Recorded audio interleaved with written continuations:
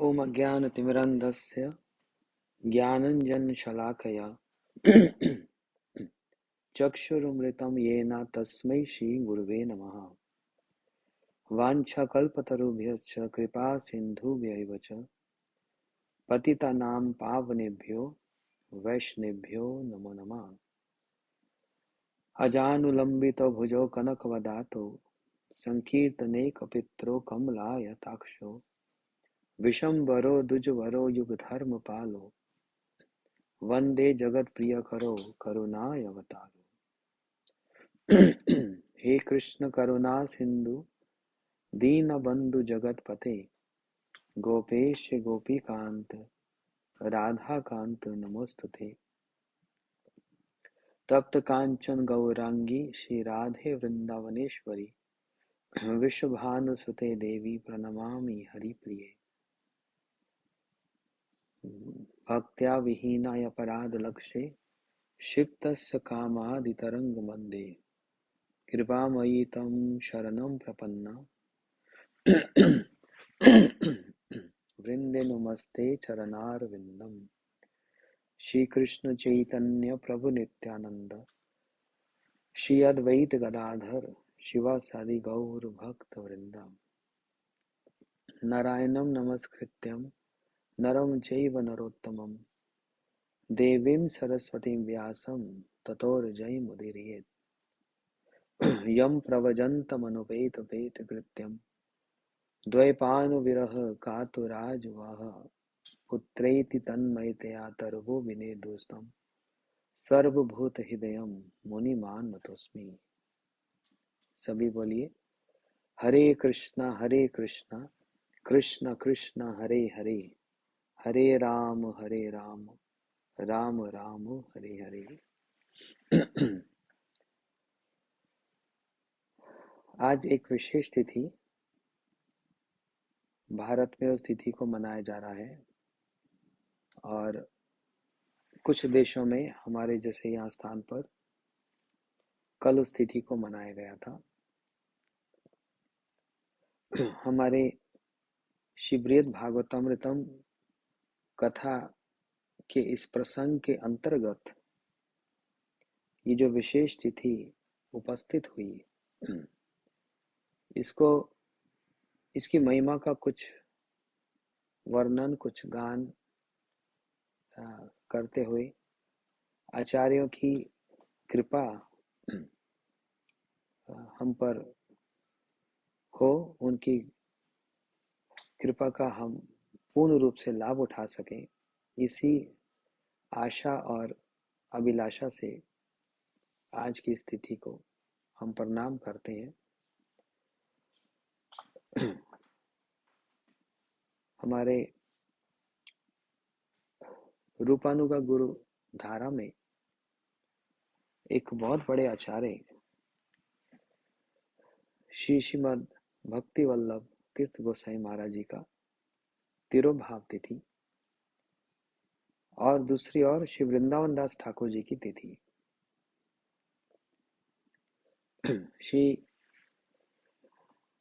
श्रीमद भक्ति वल्लभ तीर्थ गोसाई महाराज जी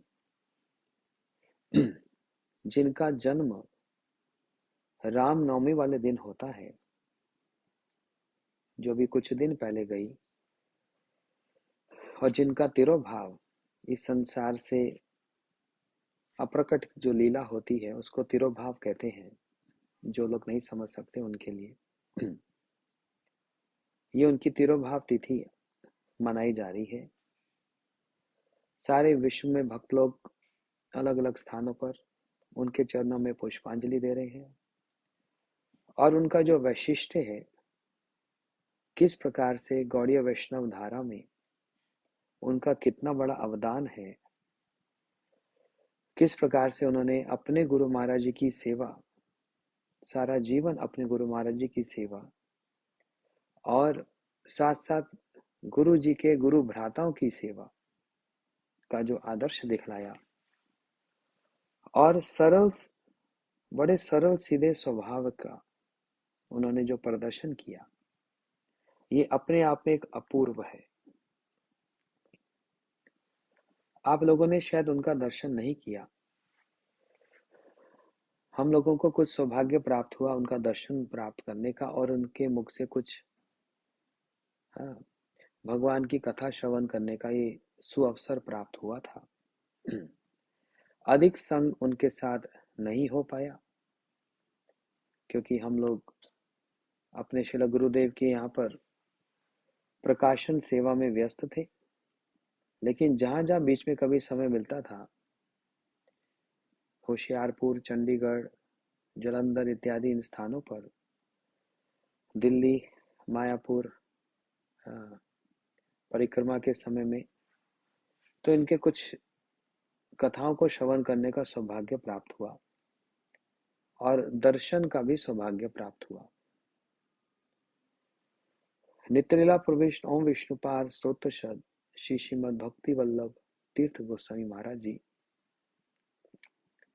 ये प्रभुपाद जी के भक्ति सिद्धांत सरस्वती प्रभुपाद जी के एक बहुत बड़े, एक अन्यतम, उनके बड़े घनिष्ठ शिष्य श्री श्रीमद भक्ति दयित माधव गोसाई महाराज जी के बड़े प्रिय पात्र थे, कृपा पात्र थे। जितना उनको देखा और उनके साथ थोड़ा सा जो संग हुआ और जो कुछ थोड़ा सा उनके संबंध में श्रवण किया, उसको दो चार कुछ शब्दों में कहकर उनके श्री चरणों का ध्यान करते हुए उनके चरणों में वाक रूपी पुष्पांजलि अर्पण करने का ये एक साधन, एक प्रयास मात्र करने का चेष्टा कर रहा हूं। हम लोग एक इनके जीवन चरित्र की एक बहुत विशेष एक घटना जो बहुत आकर्षण करती है, और मैं विशेष करके आविर्भाव और तिरुभाव के दिन इस बात का उल्लेख जरूर करता हूं, क्योंकि बड़े हृदय स्पर्शी बात है,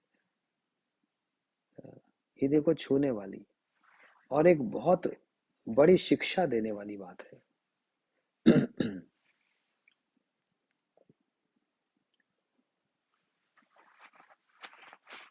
एक समय की बात, चंडीगढ़ में जो श्री चैतन्य गौड़िया मठ, वहां पर महाराज जी उपस्थित थे और आधी रात के समय पर बहुत तेज भूकंप आया। देखो, ये जो मैं चरित्र कहने जा रहा हूं इसके पीछे बहुत बड़ी शिक्षा है।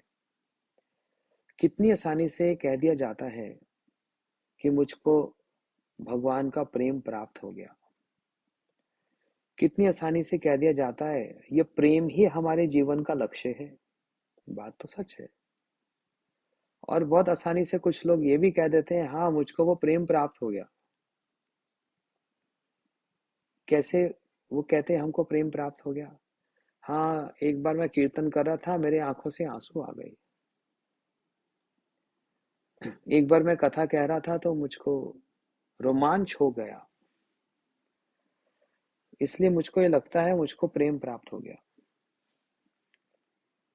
जो आध्यात्मिक जगत का जो प्रेम है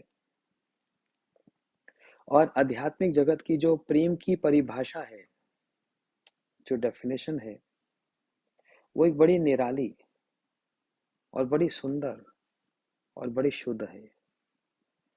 इस संसार जैसी प्रेम की बात नहीं, ये आध्यात्मिक जगत और दिव्य जगत की बात है। कितनी आसानी से कह दिया जाता है ना, हाँ भगवान का प्रेम। लेकिन एक बात समझेंगे, ये जो प्रेम है ये अनुकूल स्थिति में समझा नहीं जाता, प्रतिकूल स्थिति में विशेष रूप से इसका ज्ञान होता है, ये इसका बोध होता है। सरल भाषा में कहूं,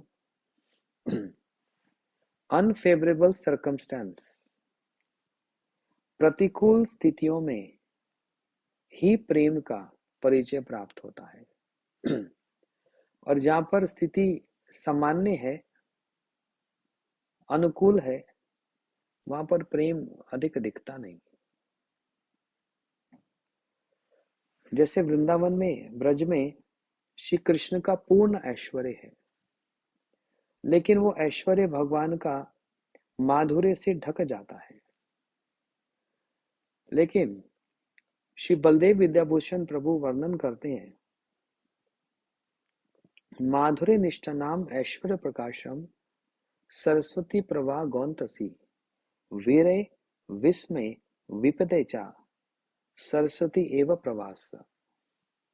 एक बड़ी सुंदर बात है। भारत में एक स्थान है प्रयाग, वहां पर 3 नदियों का संगम है। कौन सी 3 नदी आप सब लोग जानते हैं? गंगा, जमुना और सरस्वती जी।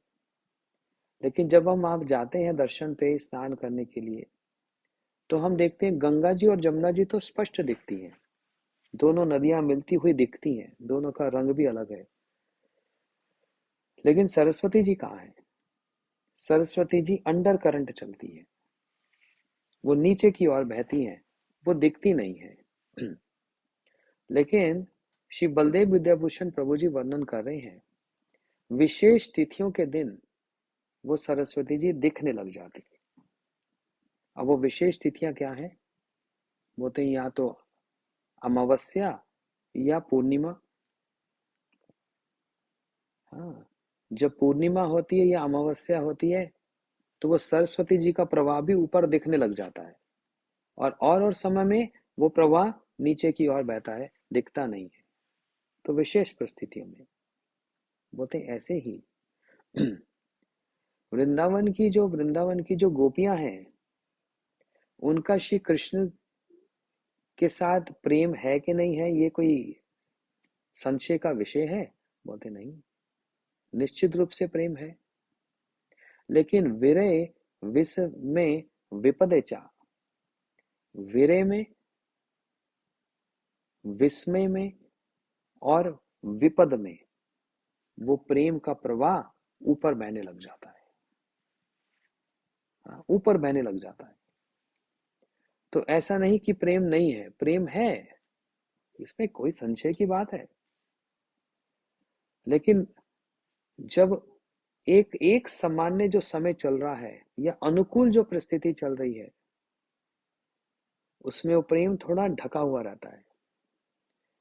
लेकिन जहां पर स्थिति विरह की आ जाती है, श्री कृष्ण चले गए, गोपियां उनके विरह में विलाप कर रही हैं, ये तो कोई अनुकूल स्थिति नहीं है, प्रतिकूल स्थिति है। अच्छा, विस्मय हो रहा है, हाँ ये हम क्या देख रहे हैं? कृष्ण ने अरिष्टासुर को सींग से पकड़कर 10 हाथ पीछे धकेल दिया। हाँ, या फिर कोई विपत्ति आ जाए। इन 3 स्थितियों में कृष्ण का ऐश्वर्य पुकारने में इनको कोई संशय नहीं होता। कृष्ण कृष्ण रक्ष माम पाहि माम। तो वो प्रेम उमड़ कर सामने आता है। तो ये बात, श्री कृष्ण लीला की बात, इन पूज्यपात महाराज जी के चरित्र से इसका क्या लेन देन है? तो एक कथा कहने जा रहा हूं, और इस पर विचार करके देखना, इसमें कितना, हाँ, कितना इसमें बल है और कितनी बड़ी शिक्षा है हम सभी के लिए।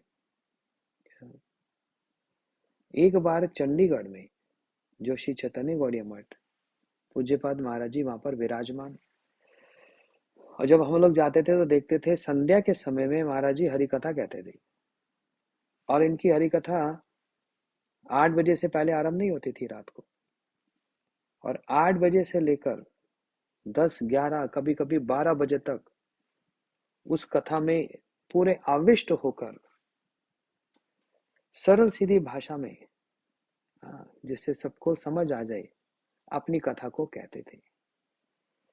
और इनकी विशेषता ये है कि यदि कोई इनसे कोई प्रश्न करता, तो ये वही उत्तर देते जो इन्होंने अपने गुरु जी से श्रवण किया। ये गुरु निष्ठा का एक परिचय देखो। कोई इनके निकट आकर बोलता, पूज्यपाद महाराज जी, क्या ये बात सच है कि मायापुर में ऐसा हुआ, महाप्रभु जी ने ऐसा किया? क्या ये बात सच है कि ब्रज में राधा कृष्ण या यशोदा मैया के साथ कृष्ण ऐसा हुआ? तो इतने सरल, किसी के अंदर कोई कपट हो, कुछ हो तो घुमा फिरा कर कुछ भी बोल दे, लेकिन सरलता ही वैष्णवता है। भगवान के जो भक्त होते हैं, वैष्णव होते हैं, वो सरल होते हैं, तो सरलता ही वैष्णवता है। अच्छा, सरलता भी वो नहीं जो कि पब्लिक में सबके सामने दिखाई जाए। सरलता का परिचय तब मिलता है जब वो एकांत में हो। समझे बात को? जैसे एक बार प्रश्न किया गया, जैसे कहा जाता है कि साधु वो नहीं जो पब्लिक में हो, साधु वो होता है जो एकांत में हो। पब्लिक में तो सभी अपनी साधुता दिखाएंगे, लेकिन एकांत में रहकर तब भी वह साधु है, तो सच में वो साधु है। जैसे एक प्रश्न किया गया, हाँ, मैं एक कथा सुन रहा था, श्री भक्तिदान स्वामी महाराज जी, उनसे एक प्रश्न पूछा गया कि कीर्तनिया किसको कहते हैं? आप लोग सब समझते हैं कीर्तनिया किसको कहा जाता है? जो बड़ा सुंदर कीर्तन करे और उसको सारे छंद पता हो, सुबह कैसे गाना है, दोपहर को कैसे गाना है, संध्या को कैसे गाना है, रात्रि को कैसे गाना है। अष्टयाम कीर्तन होता है ना। अष्टयाम कीर्तन जो होता है उसमें सभी याम एक जैसे नहीं गाए जाते। सुबह का याम अलग होता है ना। संध्या का याम, संध्या का कीर्तन का ढंग अलग होता है, सब अलग अलग राग के अनुसार। तो कीर्तनिया वो जो कीर्तन स्मरण हो और जिस समय हो उस समय उस राग के अनुसार उस कीर्तन को जो बड़े सुंदर कंठ से गाकर सबका मन मोह ले, उसको कहा जाता है कीर्तनिया। तो जब इनसे पूछा गया कि कीर्तनिया किसको कहा जाता है, किसको कहना चाहिए, तो देखो इनका उत्तर क्या। इन्होंने ये नहीं कहा कि जो बड़ा सुंदर कीर्तन करना जानता हो वो कीर्तनिया है, जो सारे राग से अवगत है और सारे राग गाना जानता है वो कीर्तनिया है। इन्होंने ये उत्तर नहीं दिया। समझ रहे हैं बात को? ये पूछा गया कि कीर्तनिया कौन है, तो उसके उत्तर में उन्होंने क्या बोला? बोलते हैं जो कीर्तन के अतिरिक्त दूसरे समय में क्या करता है वो कीर्तनिया है। जो कीर्तन के समय में कीर्तन करता है वो कीर्तनिया नहीं। जो कीर्तन के समय को छोड़कर और अन्य समय पर यदि वो नाम करता है, कीर्तन करता है, भगवान का स्मरण करता है, उसको कहा जाता है कीर्तनिया। समझ आई बात? कीर्तन के समय में तो अच्छे से कीर्तन गाएगा, राग आलापेगा, बड़े लंबे लंबे राधे,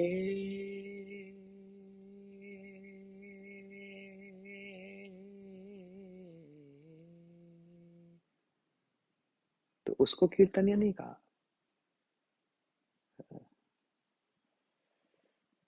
ये है इसका सूक्ष्म अर्थ। स्थूल अर्थ तो ठीक है कि जो बहुत बहुत अच्छा गान करना जानता हो वो कीर्तनिया है, लेकिन सूक्ष्म अर्थ क्या? जो कीर्तन को कीर्तन के समय पर नहीं, जो कीर्तन के समय से अलग और समय पर जो यदि कीर्तन करता है, नाम जप करता है, वो है कीर्तनिया। सुखदेव गोस्वामी कीर्तनिया है, जो सब समय कृष्ण कथा का गान करे। श्री पूज्यपाद भक्ति वल्लभ तीर्थ गोस्वामी महाराज जी, हमारे सब गुरु जी, ये है सब कीर्तनिया। क्योंकि नाम मात्र बस कथा के समय में ये कीर्तन करते हैं। कीर्तन का मतलब सिर्फ भजन गाना नहीं होता, कीर्तन का मतलब कथा कहना भी कीर्तन होता है। अब सुखदेव गोस्वामी जी थोड़ा मंजीरे लेकर वहां पर करताल लेकर और ढोलक लेकर कोई संकीर्तन कर रहे थे। उन्होंने तो भागवत जी की कथा को कहा, लेकिन वही क्या है? कीर्तन। व्यास की कीर्तने, है ना। परीक्षित श्रवणे, व्यास की कीर्तने, प्रहलाद स्मरणे। सुखदेव परीक्षित महाराज ने श्रवण के द्वारा और व्यास की मतलब सुखदेव गोस्वामी जी ने कीर्तन के द्वारा भगवान की प्राप्ति अर्थात भगवान की सेवा की। तो कीर्तन का अर्थ कथा कहना भी कीर्तन है। तो कथा और कीर्तन के समय के अतिरिक्त जो समय है उसमें भी यदि वो अपने मन को भगवान की सेवा में लगाता है तो वो कीर्तनिया है। ये भाषा। तो पूज्यपाद महाराज जी से यदि कोई प्रश्न किया जाता था तो इनका उत्तर क्या होता था? जो इन्होंने अपने गुरुजी से श्रवण किया बस उसी को एक तोते की भांति, जैसे तोता क्या करता है, जो जिससे सुन लिया वैसे का वैसे दोहरा दिया, रिपीट कर दिया। इनके जीवन चरित्र में एक ये विशेषता है, देखो सभी आचार्यों का अलग अलग ढंग है, सभी आचार्यों की अलग अलग भजन शैली है और इसलिए एक शब्द व्यवहार किया जाता है वैशिष्ट। अब कोई विचार करे नहीं हमारे गुरुजी तो ऐसे नहीं थे, अच्छा वो वाले गुरुजी तो ऐसे नहीं थे, तो ये वाले ऐसे थे। तो जहां पर आचार्य और गुरुजी में भेदभाव देखना आरंभ कर दिया जाए वही अपराध और पतन का कारण है। इसलिए सबका एक एक शब्द इसको स्मरण रखना सब समय, इसको कहा जाता है वैशिष्ट, स्पेशलिटी। एक गुरुजी बहुत अच्छा मीठा मीठा खाना बहुत पसंद करते हैं, उनको बहुत प्रिय है, और दूसरे गुरुजी मीठा को हाथ ही ना लगाएं। एक गुरुजी को आलू खाना बड़ा प्रिय है, बिना आलू के रह नहीं सकते और दूसरे गुरुजी आलू को छूना ही नहीं चाहते। तो ये कोई मापदंड है उनको जज करने का? नहीं, ये सब भौतिक विचार है, ये बड़े स्थूल ग्रॉस लेवल के विचार हैं। इसलिए कभी आचार्यों के बीच में आना भी नहीं। किसी ने एक बार प्रश्न किया कि ये वाले आचार्य जी इन्होंने ऐसा कहा, ये वाले आचार्य जी ने ऐसा कहा, और यदि दो आचार्यों के बीच में आने का मतलब पता है क्या है? एक भक्त बता रहे थे, दो आचार्यों के बीच में आने का मतलब है दो सांड लड़ रहे हो और आप बीच में आकर उनको हटा रहे हो, तो देखो क्या होगा। सांड समझते हैं? अच्छा, कुछ भक्त लोग हैं जो हिंदी नहीं समझते। Two bulls are fighting and you're coming in between to take them away, what will happen? दो सांड यदि लड़ रहे हो और आप बीच में आकर उनको छुटकारा करवा रहे हो तो फिर जान लो क्या होगा, अपने आप ही समझ लो, बताने की जरूरत नहीं। इसलिए कभी भी मन में भी ये विचार ना आ जाए कि हमारे गुरुजी ऐसा करते थे और ये वाले गुरुजी तो ऐसा करते थे। इसलिए हमेशा एक शब्द याद रखो, वैशिष्ट। ये उनकी स्पेशलिटी है, ये उनकी स्पेशलिटी है। सभी आचार्य अपने अपने स्थान पर, उनकी अपनी अपनी मन भावना है, अपने अपने भजन की शैली है। हाँ। जैसे एक और उदाहरण से मैं बताता हूँ, देखो ये सब महाराज जी का ही जीवन चरित्र वर्णन कर रहा हूँ, लेकिन बात पकड़ में आ जाए, समझ आ जाए, इसलिए उदाहरण देकर।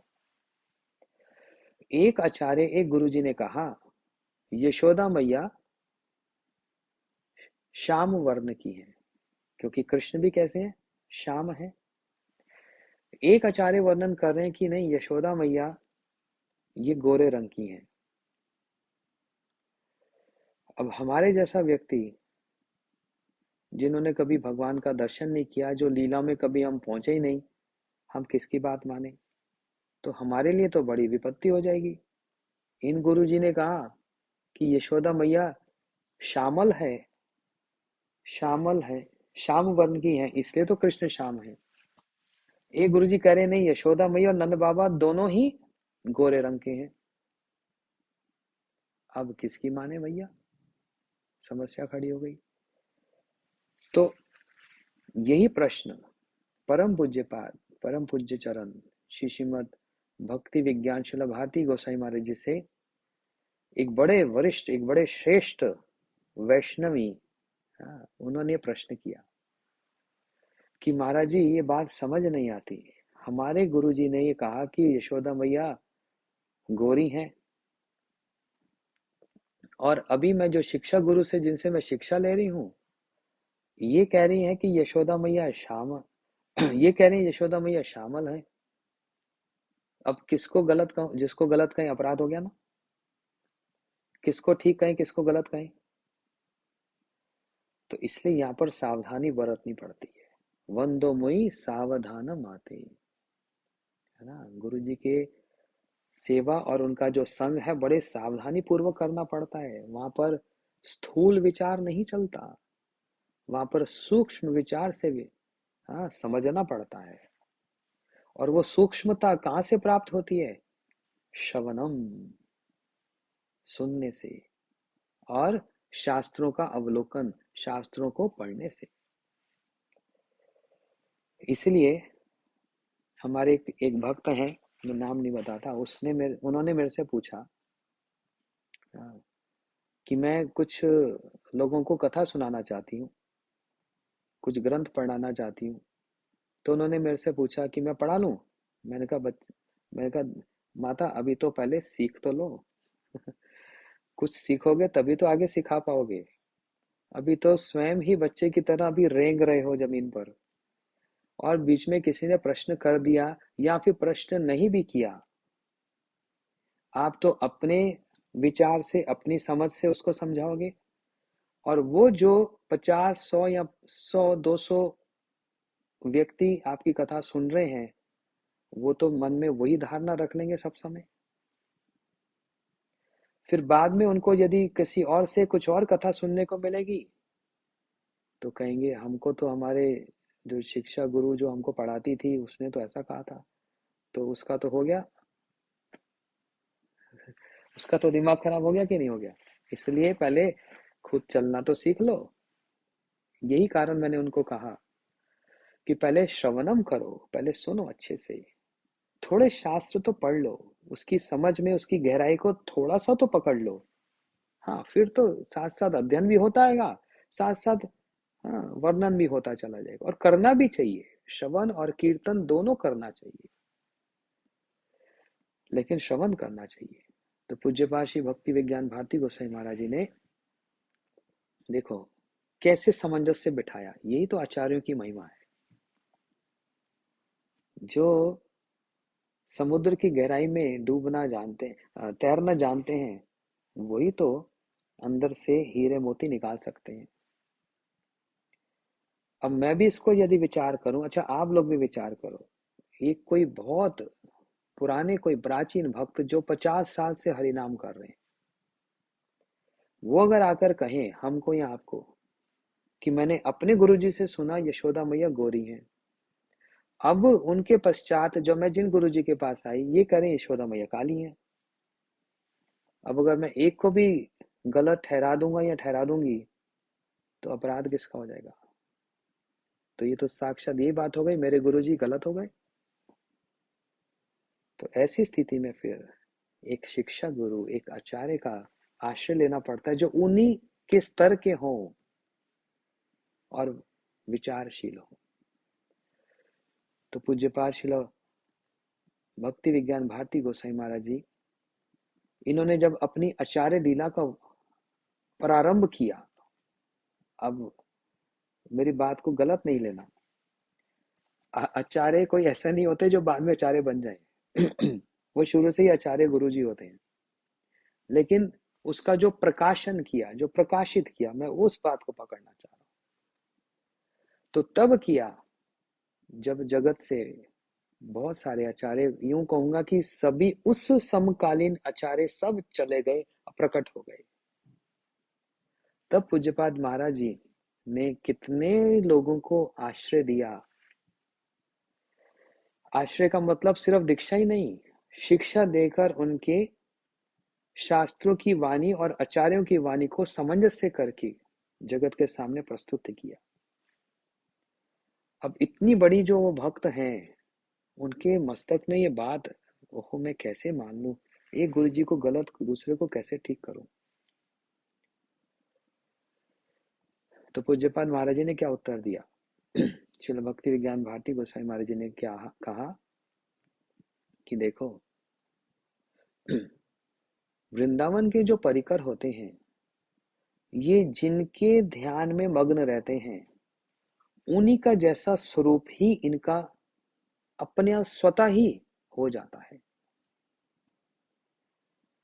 कृष्ण यदि राधे राधे राधे राधे राधे राधे बोलते बोलते बोलते बोलते क्या करते हैं, कृष्ण का जो श्याम वर्ण है, श्याम वर्ण से हो जाते हैं गौर वर्ण। अब ये इस जगत में तो हो नहीं सकता, लेकिन आध्यात्मिक जगत में ऐसा होता है क्योंकि वहां पर अविष्टता है, एब्जॉर्प्शन है। हाँ, अविष्टता है। राधा जी के चिंतन करते करते श्री कृष्ण श्याम से गौर हो जाते हैं, और राधा जी जिनका तप्त कांचन स्वर्ण जैसा अंग है, वो स्वर्ण से शामल हो जाएं। जगन्नाथपुरी जो गए टोटा गोपीनाथ जी में, वहां राधा जी कौन से रंग की हैं? श्याम रंग की हैं।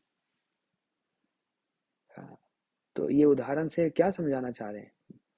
पूज्यपाद महाराज जी ने कहा, यशोदा मैया जब कन्हैया का सब समय चिंतन करती रहती हैं, हाँ, तब श्यामल हैं, श्याम वर्ण की हैं। पूज्यपाद श्रील भक्ति विज्ञान भारती गोसाई महाराज जी ने कैसा सुंदर सामंजस्य बिठाया इसको। हाँ, यशोदा मैया श्यामल ही हैं, कृष्ण की मैया हैं, तो कृष्ण कैसे हैं? श्याम वर्ण के हैं, तो मैया पर ही तो जाता है रंग। लेकिन फिर यशोदा मैया कभी गोरी भी कैसे हो गई? अब इसका ध्यान, इसका इसका सामंजस्य सुनो, जो महाराज जी ने कहा, ये हमारी आपकी अनुभूति नहीं, महाराज जी की अनुभूति है। कह रहे हैं जब यशोदा मैया, हाँ, राधा जी के ससुराल में जाकर और जटिला से प्रार्थना करती हैं कि जटिला, तुम क्या राधा को महल में भेज सकती हो?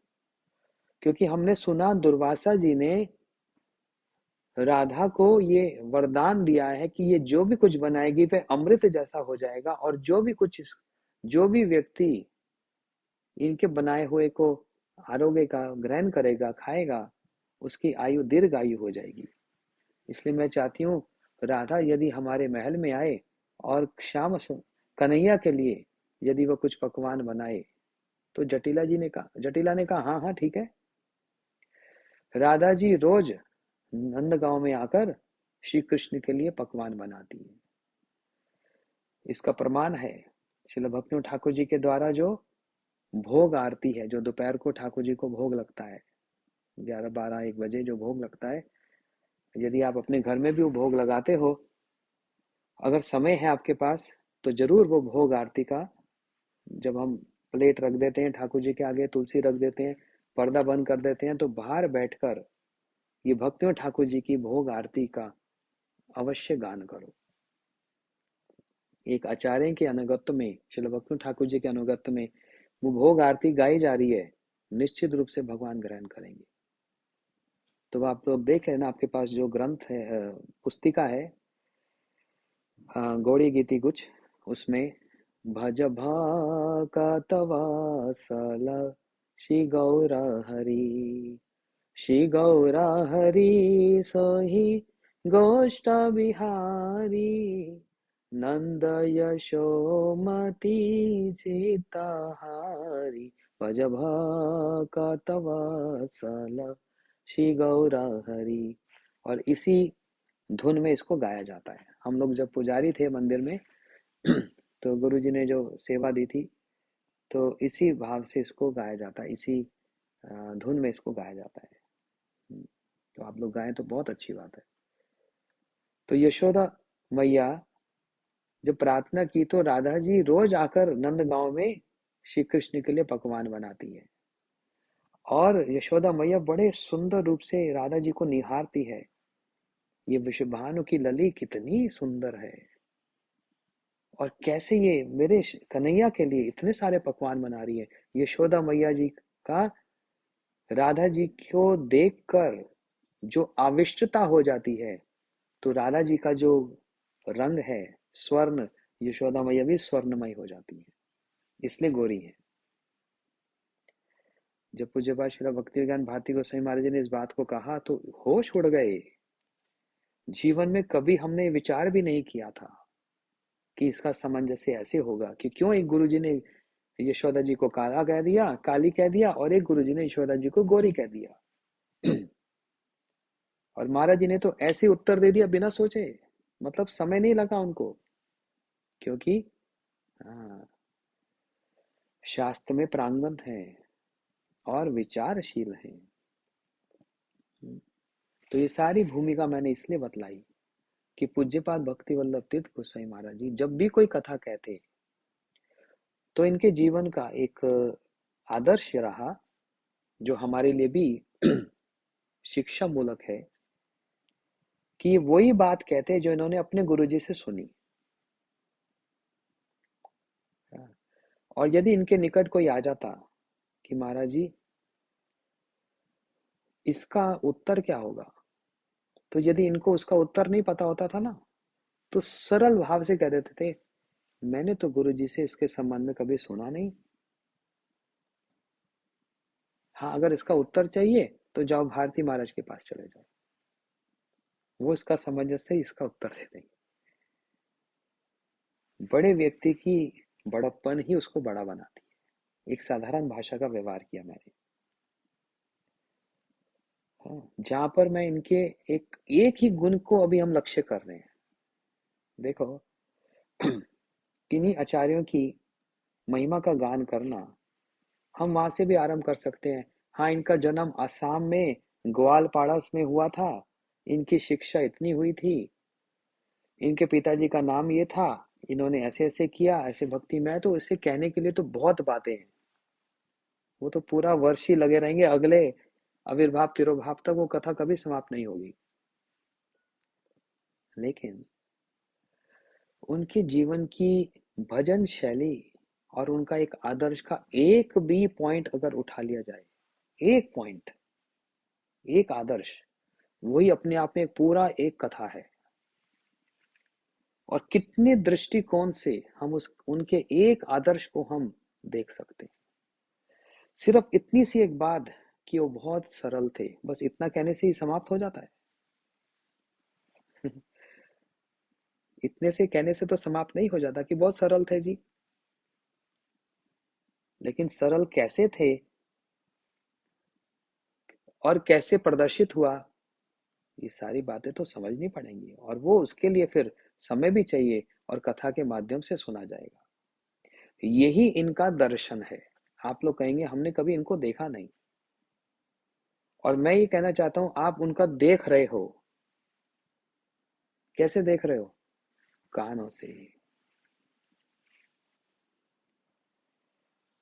यही वैष्णव दर्शन है। श्री गदाधर पंडित भी पुंडरीक विद्यानिधि के निकट आए और उन्होंने अपनी नेत्रों से पुंडरीक विद्यानिधि को देखा। अभी आज इस कथा को नहीं कहूंगा, समय लग जाएगा। श्री गदाधर पंडित जी भी पुंडरीक विद्यानिधि को, हाँ, अपनी आंखों से देखने का प्रयास किया। हमको शिक्षा दे रहे हैं, लेकिन देखने लगे पुंडरीक विद्यानिधि तो एक विषय ही है। सिर पर सुगंधित तेल लगा रखा है, उंगलियों में हीरे सोने की अंगूठियां पहन रखी हैं, लंबे लंबे केश हैं, मुंह में पान चबाया जा रहा है, और रेशमी वस्त्र धारण किए हुए हैं, और बहुत बड़े तकिए पर ऐसे बैठकर, ठाठ में बैठकर, सुंदर मखमल के गद्दे पर रेशमी चादर के ऊपर ऐसे लेटे हुए हैं। पास में खड़े कुछ महिला उनको पंखा कर रही हैं, और कोई पीकदान लेकर खड़ी हैं, सोने का पीकदान, कि कभी थूकेंगे तो सोने के पीकदान में थूका जाएगा। और गदाधर पंडित जी महाप्रभु जी निकट आए, बोलने मेरे को भागवत सुननी है। तो भागवत, महाप्रभु जी ने कहा जाओ पुंडरीक विद्यानिधि जी के निकट चले जाओ, वो भागवत सुनाएंगे। और जब गदाधर पंडित जी आए तो विचार किया है, ये भागवत सुनाएंगे, ये विषय में पड़े रहते हैं, ये विषय में क्या भागवत सुनाएंगे, क्योंकि आंखों से देखा ना। लेकिन आकर फिर महाप्रभु जी के निकट आकर कहने लगे, आप मेरा उपहास करते हो। किनके पास भेज दिया? ये भागवत का भाव ही नहीं जानते। तो महाप्रभु जी समझ गए, ओ अच्छा अच्छा अच्छा, अभी दर्शन नहीं हुआ, अभी सिर्फ देखा, देखा और दर्शन में अंतर है। बहुत से लोगों ने पूज्यपाद भक्ति वल्लभ तीर्थ गोस्वामी महाराज को देखा होगा, लेकिन देखकर भी उनका कभी दर्शन किया होगा? क्योंकि दर्शन तो वो आंखों से होगा नहीं, दर्शन होगा कानों से।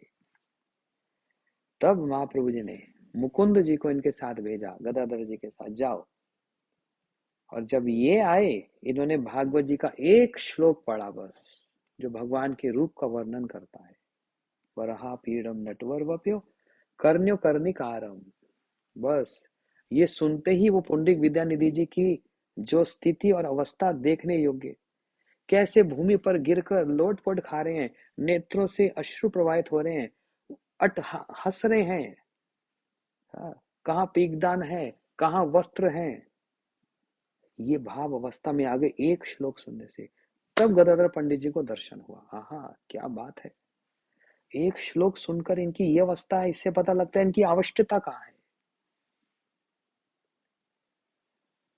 हाँ, इसलिए पूज्यपाद महाराज जी का जो जीवन चरित्र इतना से कहने से ही समाप्त नहीं हो जाता कि बड़े सरल थे। सरल कैसे थे, इसको तो समझें कि कथा में जो कुछ कहा जाता था, जो एक कथा में कहते थे, इनके जीवन का आदर्श ये कि जो मैंने अपने गुरु जी से सुना बस उसी को दोहराऊंगा। मान लो ये संकल्प लिया, इसलिए पूज्यपाद भारती गोसाई महाराज जी और अन्य वैष्णव लोग कहते थे ये तोता है, तोता जो सुनता है वही रटता है। और जो इन्होंने अपने गुरु महाराज से सुना बस उसी को दोहराते थे। और यदि कोई प्रश्न लेकर आ जाए तो बोलते थे जाओ भारती महाराज से पूछ लो। अच्छा, एक विचार से सुनो, समझो। हम गुरु जी के पास आए, गुरु जी ये एक प्रश्न है, मेरे को समझ नहीं आ रहा। और गुरु जी अगर कहें देखो मैं इसका उत्तर क्या दूं, मैंने कभी गुरु जी से इसके संबंध में सुना नहीं। अच्छा, किसी और प्रभु से, किसी और महाराज से सुन लो। ये बोलते हुए थोड़ा सा मन में संशय हो जाता है ना। मैं अपने शिष्य को बोल रहा हूँ कि मैं उत्तर नहीं दे पा रहा, तो उस बात को घुमा फिरा कर कुछ भी बोल दिया जाए। महाराज जी के जीवन चरित्र में ऐसा नहीं था, इसलिए इसको कहा गया सरलता, निष्कपटता। कि मैंने कभी गुरु जी से इसके संबंध में सुना नहीं, इसलिए मैं कभी कह नहीं सकता, तो जाओ किसी और से सुन लो, इसमें क्या बात है। ये बोलने से छोटा हो गया कोई? नहीं, ये बोलने से बड़प्पन है, यही सरलता है। और एक सरलता बताऊं, एक बार चंडीगढ़ मठ में मैं और माधव प्रभु, हम दोनों पूज्यपाद भक्ति विज्ञान भारती गोसाई महाराज जी के कक्ष में बैठकर कुछ कथा सुन रहे थे। महाराज जी कथा कह रहे थे हम लोग कथा सुन रहे थे। और इतने में पूज्यपाद भक्ति वल्लभ तीर्थ गोसाई महाराज जी, इनको किसी कार्य से बाहर जाना था, शायद अभी तो स्मरण नहीं, बहुत वर्ष पुरानी बात है, शायद किसी डॉक्टर के साथ कोई अपॉइंटमेंट थी। तो हमने देखा एकदम से दरवाजा खोला, महाराज जी के सेवक ने दरवाजा खोला और पूरे मठ के आचार्य देव हाथ में दंड लिया हुआ है, सन्यासी दंड, और भीतर में जब आए हम लोग तो खड़े हो गए। और आकर उन्होंने श्री भक्ति विज्ञान भारती गोस्वामी महाराज जी को साष्टांग प्रणाम किया। ये देखकर पूज्यपाद महाराज जी भी खड़े हो गए और उन्होंने भी फिर अपने ज्येष्ठ गुरु भ्राता को प्रणाम किया। फिर जितने भी सेवक थे और जितने भी हम लोग ब्रह्मचारी, हम सब लोगों ने दोनों को प्रणाम किया। एक शिक्षा समझो, अगर आपके गुरु जी प्रणाम कर रहे हैं किसी वैष्णव को, किसी गुरु जी को भले ही गुरु जी की छवि, फोटो को, या फिर ठाकुर जी को, तो शिष्य का कर्तव्य उसी समय, हाँ, जैसे गुरु जी प्रणाम कर रहे हैं उनको भी प्रणाम करना चाहिए। ऐसे खड़े होकर हे नहीं करना चाहिए। हाँ, गुरु जी उनको प्रणाम करें, हमको क्या जरूरत है। नहीं, शिष्य का कर्तव्य, देखो ये कुछ वैष्णव सिद्धांत हैं, इसको जानना बड़ा जरूरी है, नहीं तो मर्यादा का लंघन होता है। यदि गुरुजी किसी को भी प्रणाम कर रहे हैं, कोई वैष्णव हो या उनकी फोटो ही हो या ठाकुर जी हो या किसी गुरु जी को, किसी को भी प्रणाम कर रहे हैं, धाम को प्रणाम कर रहे हैं, जमुना जी को, गंगा जी को प्रणाम कर रहे हैं, जहां उन्होंने प्रणाम किया, शिष्य कितनी भी दूर क्यों ना हो या निकट में हो, उसी समय उसको भी लेटकर प्रणाम करना चाहिए, उसी समय। तो इतने बड़े आचार्य, सारे विश्व में इतने शिष्य हैं उनके, वो अपने गुरु भ्राता श्री भक्ति विज्ञान भारती गोसाई महाराज जी को आकर साष्टांग प्रणाम किए। ये बड़ा दुर्लभ है देखना। ये है सरलता का परिचय। फिर महाराज जी ने भी उनको प्रणाम किया, फिर सभी भक्तों ने दोनों को प्रणाम किया। तो पूज्यपाद भक्ति वल्लभ तीर्थ गोसाई महाराज जी हाथ जोड़कर कहने लगे, मैं थोड़े समय के लिए कुछ बाहर जा रहा हूं मठ से, तो लौट कर आऊंगा तो आपका दर्शन करूंगा। क्योंकि महाराज जी वहां पर एक आदर्श दिखला रहे हैं कि जब भी हम मठ से बाहर जाएं, न जाने क्या हो जाए। हाँ, इसलिए मठ से बाहर जाने से पहले वैष्णव का आशीर्वाद, गुरु जी का आशीर्वाद और भगवान का आशीर्वाद लेकर बाहर जाया जाए, भले ही वो आधे घंटे का काम हो। यही महाराज जी हमेशा ऐसा करते थे। और जब वो काम हो गया, कोई भी काम, वो लौट कर जब मठ में आते थे तो वही क्रम को पालन किया जाता था। ठाकुर जी को प्रणाम, गुरु जी को प्रणाम और जो ज्येष्ठ वैष्णव हैं उनको प्रणाम करके फिर अपने कक्ष में जाया जाता था। तो पूज्यपाद महाराज जी इसी प्रकार से, हाँ, पहले श्रील भक्ति ज्ञान भारती गोसाई महाराज जी को साष्टांग प्रणाम करने के लिए आ गए। इतनी सरलता और कहाँ कहाँ से, और इससे ज्यादा सरलता और क्या हो सकती है। ये तो मठ के आचार्य हैं, ये तो ऐसे बोलकर जा सकते हैं कि अच्छा मैं अभी जा रहा हूँ, और बोलने की भी आवश्यकता क्या है, अनुमति की भी आवश्यकता क्या है। मगर इस भावना से कि बाहर जा रहे हैं तो मेरी सब प्रकार से रक्षा हो, और उसके लिए सिर्फ भगवान नहीं, सिर्फ गुरु नहीं, हरि गुरु वैष्णव तीनेर स्मरण, तीनेर स्मरण है विघ्न विनाशन, अनायासे पावे निज वांछित पूरन। हरि गुरु और वैष्णव तीनों का ही स्मरण करना चाहिए। और क्या कहा, हरि गुरु वैष्णव तीनेर स्मरण है विघ्न विनाशन। और तीनों का स्मरण करने से विघ्न विनाशन होता है, और हमारी जो मन की कामना, जो इच्छाएं हैं, जो आध्यात्मिक इच्छाएं, वो पूर्णता को प्राप्त होती है। सभी हाँ, वैष्णव अभिलाषाएं जो हैं वो पूर्ण हो जाती हैं। तो कैसा सुंदर एक आदर्श। उसके पश्चात महाराज जी फिर जब अपने गुरु जी की भजन कुटीर पर जाते थे, तो भजन कुटीर में प्रणाम करके, फिर ठाकुर जी को प्रणाम करके बाहर जाते थे, और फिर लौट कर आते थे तो यही होता था। अच्छा, सिर्फ इतना ही नहीं, सुबह जो गायत्री मंत्र जप होता है, उसके पश्चात भी गुरु जी को प्रणाम करना चाहिए। यदि हम मठ में हैं तो अपने गुरु जी की समाधि हो या उनकी पुष्प समाधि हो या फिर उनकी जो भजन कुटीर हो, वहां पर जाकर प्रणाम करना चाहिए। तो पूज्यपाद भक्ति वल्लभ तीर्थ गोसाई महाराज जी, ये एक दिन की बात नहीं, प्रत्येक दिन जब वो उस मठ में हैं, तो उसी मठ में उनके गुरु जी की भी भजन कुटीर है। समाधि तो एक ही स्थान पर होती है, वो श्रीधाम मायापुर में, लेकिन भजन कुटीर तो जहां जहां गुरु जी ने मठ स्थापित किए, जिस कक्ष में बैठकर भजन किया, उसी को कहा जाता है भजन कुटीर। तो अपने मंत्र इत्यादि समाप्त करने के पश्चात महाराज जी अपने गुरुदेव की भजन कुटीर पे आकर साष्टांग प्रणाम करते। अच्छा, हम लोग तो ऐसे प्रणाम करके आ जाते हैं ना, लेकिन महाराज जी ऐसे नहीं थे। पूज्यपाद महाराज जी उन भजन कुटीर में प्रवेश करके वहां पर प्रणाम करके, और फिर जो गुरु जी का जो बेड है, किनका, श्री श्रीमद भक्ति दत्त माधव गोसाई महाराज जी का, जो महाप्रभु के परिकर, जो प्रभुपाद जी के परिकर, हाँ, उस बेड को ऐसे छूते थे, बड़े प्यार से छूते थे, प्रेम से छूकर मस्तक पे लगाते थे, अपने मस्तक को उस बिछोने पर, उस बेड पर ऐसे प्रणाम करते थे। और इतना ही नहीं, ऐसे हाथ लगाते थे जैसे साक्षात देख रहे हो कि मेरे गुरु महाराज यहाँ पर उपस्थित हैं। ऐसे उसको उन पर हाथ लगाकर अपने मस्तक पर यहाँ छूते थे।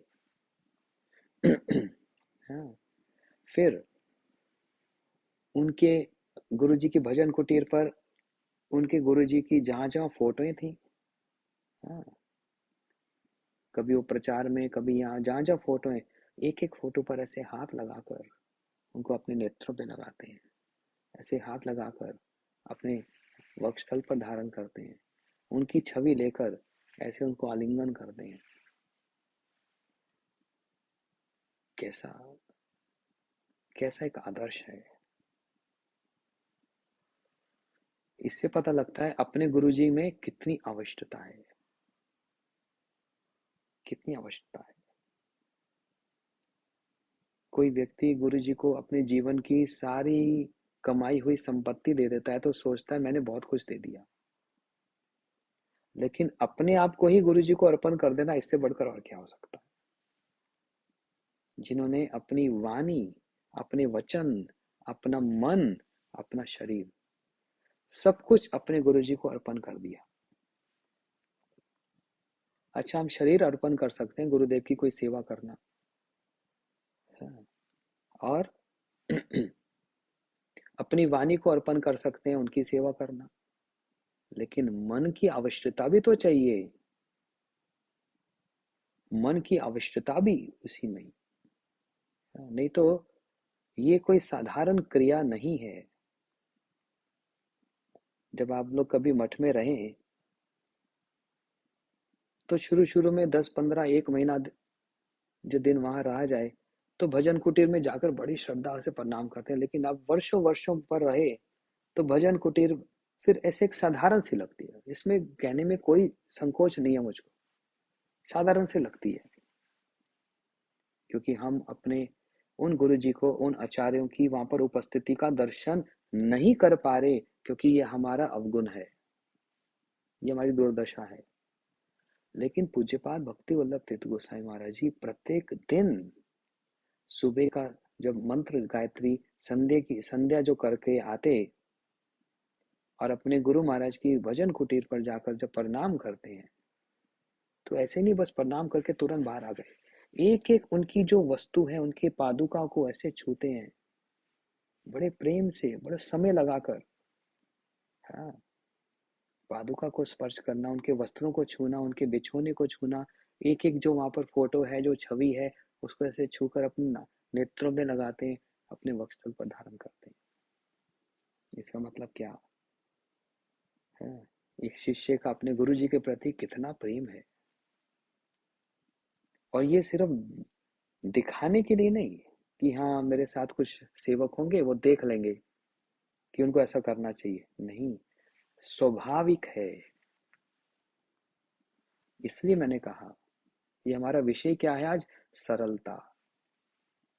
कितने सरल स्वभाव के। एक और बात सुनो, अभी आज समय तो लगभग हो ही गया।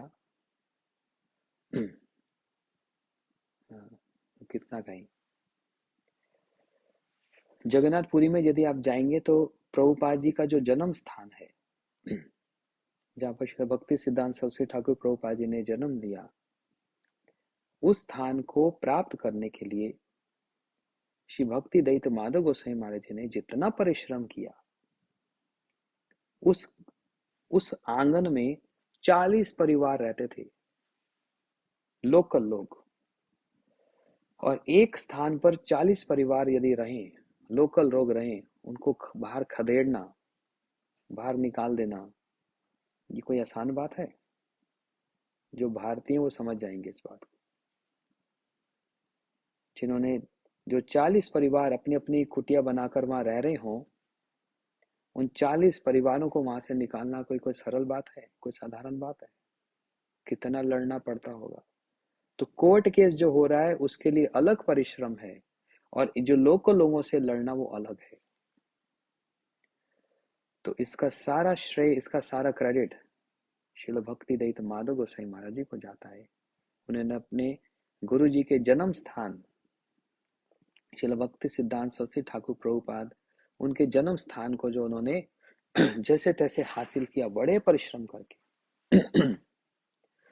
अब इसके साथ साथ श्रील भक्ति दत्त माधव गोसाई महाराज जी प्रचार में भी रहते, सब समय थोड़ा वहां बैठे रहते।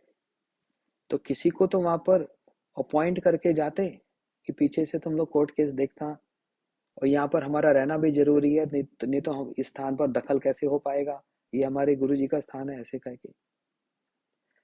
तो श्रील भक्ति वल्लभ तीर्थ गोसाई महाराज जी अपने कुछ भ्राताओं के साथ, गुरु भाइयों के साथ, हाँ, उसी स्थान पे रहते। अब 40 परिवारों को पता है ये जैसे तैसे कोर्ट केस जीत जाएंगे, तो नेचुरली स्वाभाविक रूप से द्वेष तो होता ही है। तो प्याज के छिलके, हाँ, लहसुन के छिलके, अंडे के छिलके, ये सारे छिलके इनके ऊपर फेंकते कि जैसे तैसे इनका अपमान करो और ये लोग यहां से निकलें। समझे? प्याज के छिलके, लहसुन और अंडे के छिलके, ये सब इनके सिर पर फेंक दिया जाता है, जिससे कि ये अपमानित हो और यहाँ से ये लोग निकलें बाहर। और ये लोग अगर यहाँ बैठे रहे तो हमको निकलना पड़ेगा बाहर। तो श्रील भक्ति वल्लभ तीर्थ गोसाई महाराज जी के साथ जो उनके गुरु भ्राता, वो तो बड़े क्रोध में आ जाते हैं। हम अभी इनको बताते हैं ये ऐसे कैसे कर सकते हैं, लेकिन पूज्यपाद महाराज जी, श्रील भक्ति वल्लभ तीर्थ गोसाई महाराज जी, ये उनको रोकते, बोलते रुक जाओ, इस समय क्रोध करना उचित नहीं, उपयुक्त नहीं है। सारी गुरु जी की जो परिश्रम है बेकार हो जाएगा। और ये जो हमारे पर ये सब फेंक रहे हैं ना, सहन कर लो, अपने आप को सौभाग्यवान मानो। देखो कितनी बड़ी बात उन्होंने कही है, ये अंडरलाइन करने वाली बात है। अपने आप को सौभाग्यशाली मानो कि गुरु सेवा के लिए ये सब सहन करना पड़ रहा है। अपने आप को सौभाग्यवान मानो कि गुरु जी की सेवा में हमको ये सब सहन करना पड़ रहा है। तो गुरु जी की सेवा के लिए क्या कुछ नहीं किया जाता। हाँ, जब तो फूल माला मिल रही है, गिफ्ट मिल रहा है, फल मिल रहे हैं, मिठाइयाँ मिल रही हैं, तो गुरु जी की सेवा बड़े अच्छे से होगी। और किसी ने अपमान कर दिया, कुछ कह दिया, अरे भैया हमको नहीं करना ये सब, हमसे नहीं होगा ये सब। तो देखो क्या उस समय ये लोग पुलिस की सहायता लेकर लड़ नहीं सकते थे कि 30-40 परिवार हमारे पीछे पड़ गए, अपना अपमान करते हैं, प्याज फेंकते हैं, अंडे फेंकते हैं, बताओ। लेकिन इसी क्रिया को, इसी एक्टिविटी को पूज्यपाद महाराज जी ने किस दृष्टि से लिया और गुरु भाइयों को कहा सहन करो, बड़े अपने आप को सौभाग्यशाली मानो। क्या सौभाग्यशाली, क्यों मानो सौभाग्यशाली? कि गुरु सेवा के लिए ये प्रसाद मिल रहा है, गुरु सेवा का सौभाग्य मिल रहा है। और गुरु सेवा करके, हाँ, क्या होगा, क्या श्री गुरु चरण रति ऐसे उत्तम गति है। तभी तो गुरु जी के चरणों में हमारी आसक्ति होगी। सिर्फ देखने से आसक्ति नहीं होती, सिर्फ उनको सुनने से आसक्ति नहीं होती, हो भी सकती है। जब तक हम उनकी सेवा नहीं करेंगे तब तक कैसे आसक्ति हो जाएगी। एक माता बच्चे को जन्म देती है तो जन्म देने से आसक्ति हो जाती है, सिर्फ उसको 9 मास 10 मास तक गर्भ में धारण करती है, आसक्ति तो वहीं से हो जाती है। लेकिन उसको सिर्फ देखना ही, उससे आसक्ति नहीं, वो जन्म के साथ साथ ही दिन रात उसकी जो देख रेख करनी पड़ती है, खिलाना पड़ता है, मल मूत्र साफ करना पड़ता है, उसको प्रसन्नता होती है। और तभी माँ अपने बच्चे से इतनी आसक्त हो जाती है, इतनी आसक्त हो जाती है, तो वो सेवा करने से ही आसक्ति होती है। सब समय बच्चे की चिंता करनी पड़ती है। स्कूल गया, कितने बजे लौट कर आएगा, हाँ बस अब आने ही वाला है, अच्छा कल जाएगा इसको ये खिलाऊंगी, आएगा तो ये खिलाऊंगी, सब समय उसका ही जो चिंतन रहता है, उससे क्या होता है, आसक्ति होती कि नहीं होती। ऐसे ही ठीक उसी प्रकार से गुरुजी किस स्थिति में है, गुरुजी को क्या सहायता चाहिए, मैं क्या कर सकता हूँ, मैं क्या कर सकती हूँ, किस प्रकार से उनकी सेवा करूं, इसका चिंतन करते करते और साथ साथ सेवा करते करते पता भी नहीं लगेगा, आसक्ति हो जाएगी, कहना नहीं पड़ेगा, अपने आप ही आसक्ति हो जाएगी। तो श्री गुरु चरण रति ऐसे उत्तम गति, यही सबसे उत्तम बात है। यस्या देवे परा भक्ति यथा देवे तथा गुरु। ये सारी शिक्षा हमको इन आचार्यों से प्राप्त होती है। कैसे इन्होंने अपने जीवन में कैसे इन्होंने अपने जीवन में अपने गुरु देव की सेवा की और कितने सरल स्वभाव के। तो महिमा तो बहुत है।